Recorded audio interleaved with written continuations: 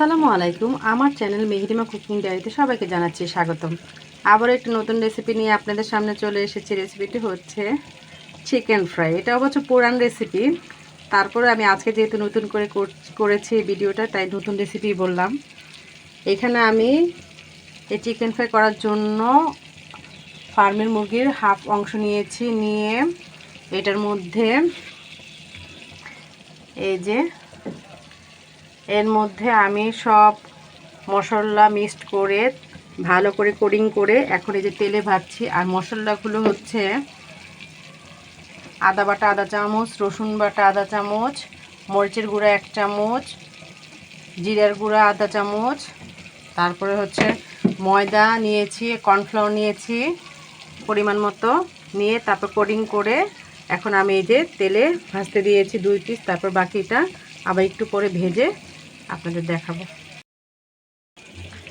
এই যে চিকেন ফ্রাইগুলো ভাজা হচ্ছে, বলতে ভুলে গিয়েছিলাম, এর মধ্যে আমি গরম মশলার গুঁড়োও দিয়েছি হাফ চামচ আর মিক্সড মশলার গুঁড়ো দিয়েছি হাফ চামচ।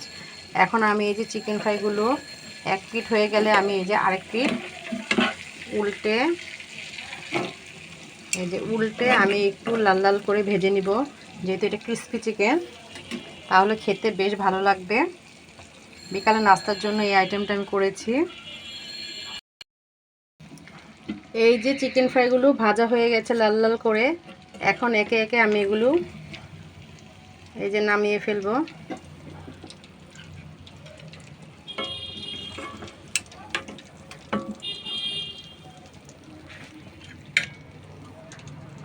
তারপরে পরিবেশন করে দেখাবো। আর এর মধ্যে আমি স্বাদমতো লবণটাও স্বাদমতো দিয়েছি।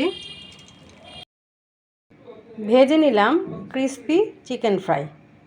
এটা দেখতেও খুব সুন্দর হয়েছে, খেতেও বেশ ভালো হয়েছে, ভালো একটা স্মেল আসছে এর থেকে, আর কালারটাও বেশ ভালো হয়েছে। এটা তো ছোটরা খুবই পছন্দ করে খাবে, আর বড়দেরও পছন্দের খাবার। এটা এমনিও খালি খালি সসের সাথে মিলিয়ে খাওয়া যাবে, আবার পোলাও ভাত খিচুড়ির সাথেও খাওয়া যাবে, কোনো সমস্যা নেই। যে যেভাবে খায়, আবার নাস্তার আইটেম হিসেবেও খাওয়া যাবে। আমি খুব সহজ পদ্ধতিতে এটা বানিয়েছি, আপনারাও এভাবে বানিয়ে নিজেরাও খাবেন, অন্যকেও খাওয়াবেন।